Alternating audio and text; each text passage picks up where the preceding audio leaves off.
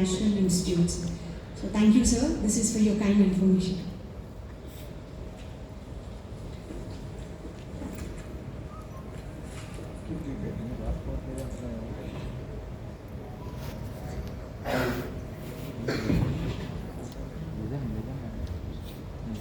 Namaskar, good morning to all of you.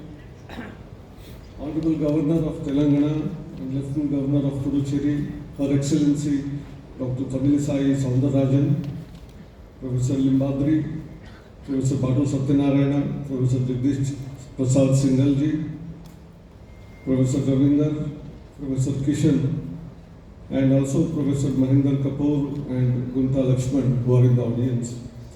Vice Chancellors from different universities of Telangana, directors of institutions, principals of the colleges, faculty members, students, persons from the media, and ladies and gentlemen.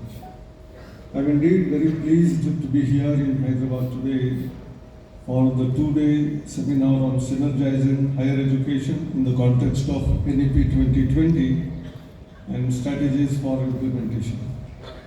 Before I spoke, already Professor Limbadri as well as Batu Satyanarayana ji have very eloquently described about what are the salient features of the new national education policy and how both the states as well as the central government have to work together for the success of this policy, which has come after 34 long years after the 1986 policy was announced. And that's why we must understand various facets of this. And I'm going to deal with 7 core themes of this policy, which are going to be very important and significant for all of us to understand the nuances of that and how do we start strategizing to implement them. The first one, which was also very eloquently spoken by Professor Limbadri, was about access, equity, and inclusion. In the new policy, certain new frameworks have been designed in order to make this access, equity, and inclusivity in much more deeper sense than what we were doing all these years. In all these years, we have certainly received great attention to access and equity, and from near 0.7% in the gross enrollment ratio at the time of independence, today we are at 27%.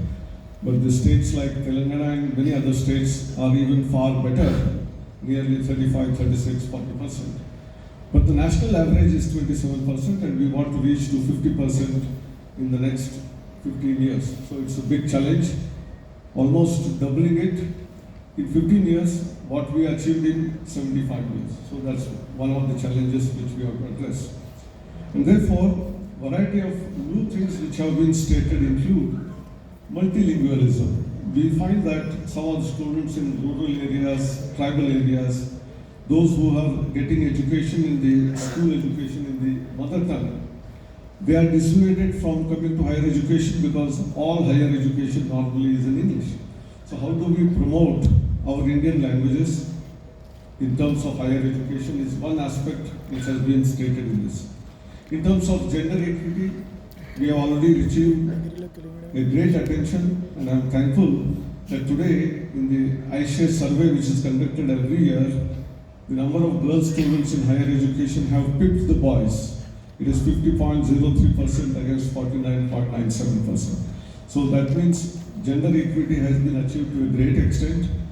But still, if you go to rural areas or in terms of communities like SC/ST, the women percentage in the higher education is limited, so we need to increase that.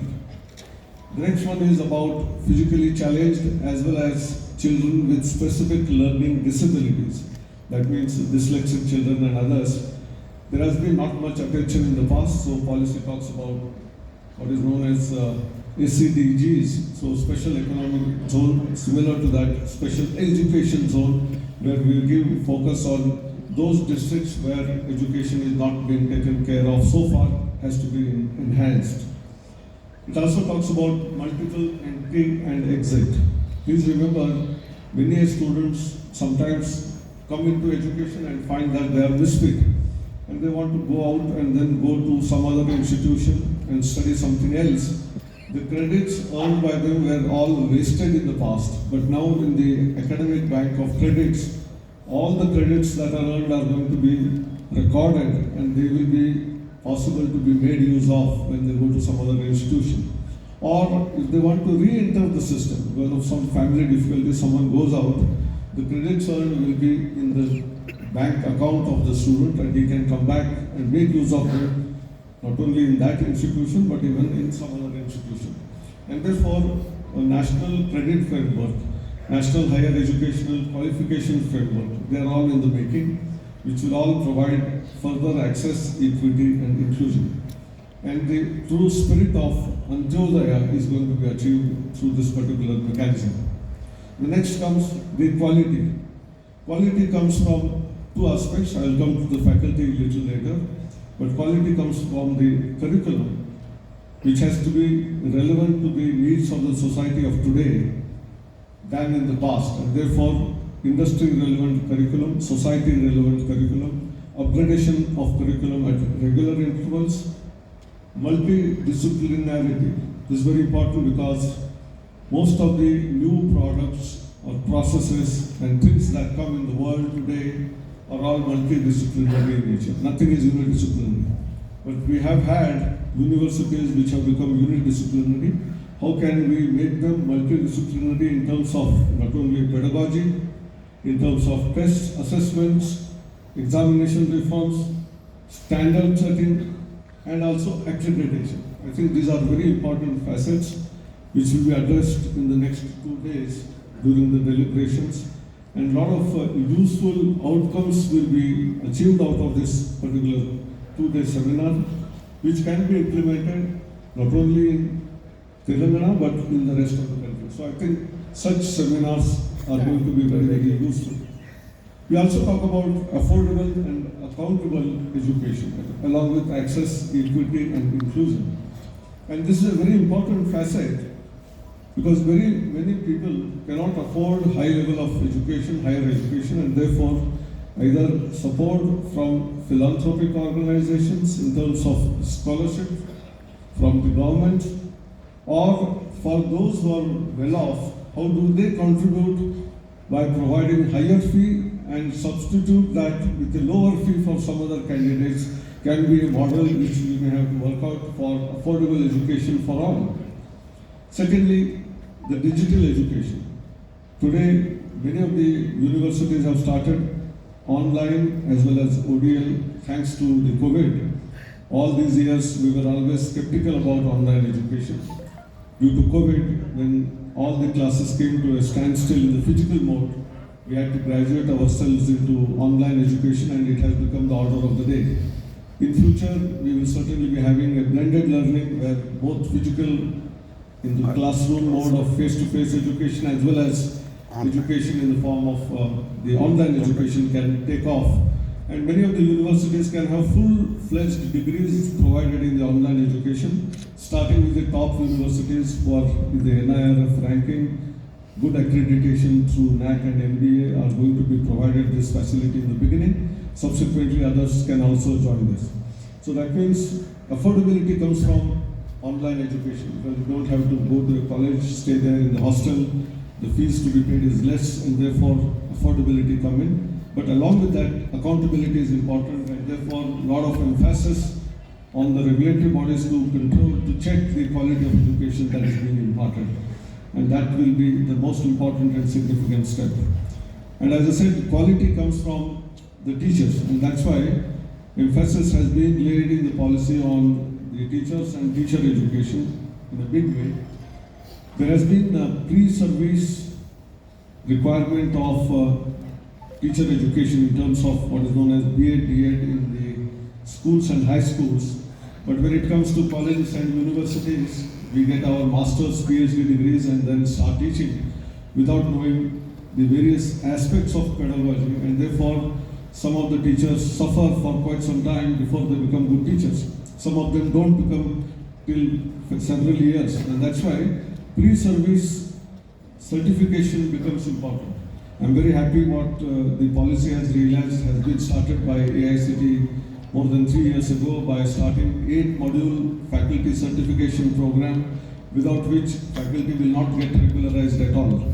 These 8 modules will The take 8 care modules should of all be. the requirements of the faculty in their what we call as life cycle, starting from initial phase where curriculum development is concerned, classroom preparation is concerned, use of technology is concerned, how do we interact with students is concerned, how we identify the talent amongst the students and support them is concerned, how we can also have what is known as use of technology in terms of Swayam or online, as well as most important thing is about innovation and examination reforms.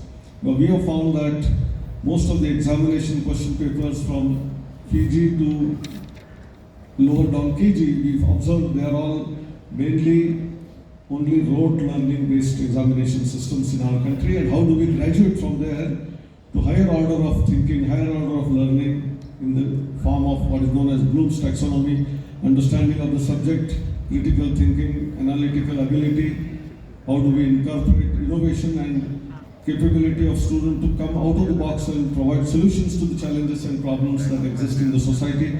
Such question papers are to be designed by the faculty members. And this is all going to be part of the 8 module certification program, which is called as pre-certification. Then in-service training of faculty is important because many changes are happening in terms of the content, whether it is technologies, whether it is in terms of even economics or sociology and psychology. There are new developments keep taking place, and teachers are to be abreast with what is happening across the world, across the globe, be it in terms of subjects like artificial intelligence, Internet of Things, machine learning, robotics, 3D printing, blockchain, augmented reality, virtual reality, cloud computing, cyber security. I can roll out new subjects which are coming in. And these are all which are very important for students to keep learning, either self-learning or lifelong learning, both for teachers as well as students. And therefore, a lot of programs for faculty in terms of development of their skills in all these domains are required constantly during the career of the teachers. And that is what is in-service, either upskilling, and we have under ATAL Academy several of these programs conducted. I'm very happy and delighted to inform you all that in the last 2 years, 1.5 lakh teachers last year, and this year already we have trained 1 lakh teachers in all these emerging areas, receiving 2 world records from UK. And these are world records which are given for faculty training. Okay, this is an ongoing process. We also need to motivate faculty members to be innovative, to be research oriented. The 4th important segment of the policy is of integration of technology in our education. And that's why one of the forum which is suggested is National Educational Technology Forum, which is already created with Shibu Lal, the co-founder of Infosys, being the chair, and many other members. And there are already several initiatives undertaken by the central government and also many of the state governments, be it in terms of registries, be it in terms of National Academic Depository, be it National Digital Library, PM E-Vaidya, and Swayam. These are all platforms which are already in existence. They are going to have further addition of Academic Bank of Credits, end year, and then a student, when he joins a school, right from then till he does his post-graduation, PhD and beyond, all the things that he is doing, academic achievements, will be recorded in a single place, which will become a CV of the candidate automatically. I think these are all integration of technologies for education as well as for various purposes. Skilling is also important, and right from school education to higher education, skilling is being talked about. Community participation, we already had Unnat Bharat Abhiyan, but now volunteerism in terms of Vidyanjali is also talked about in the new policy, which is also rolled out. And lastly, governance. Each institution must have its own development plan, dashboards, monitoring, and giving of more autonomy to the educational institutions. Thereby, they can have their own curriculum, their own examination system. And all the institutions in the next 15 years must become degree awarding institutions with foundations of research and innovation. And as far as the regulatory bodies are concerned, single regulatory body in the form of HECI in place of UGC, AICTE, and CTE with 4 verticals is also being envisaged with an Act of Parliament. This is likely to come in the future. Thereby, the problems which many educational institutions with multiple regulatory bodies were facing will also get resolved. Therefore, policy has all the elements of making it what is known as Vishwaguru for our India, our country. I hope all the states and the union government will come together, work together and create policies which are implementable and which can make our students not only employable but entrepreneurial and create new startups, create new jobs. Thank you very much. Namaskar. Jai Hind.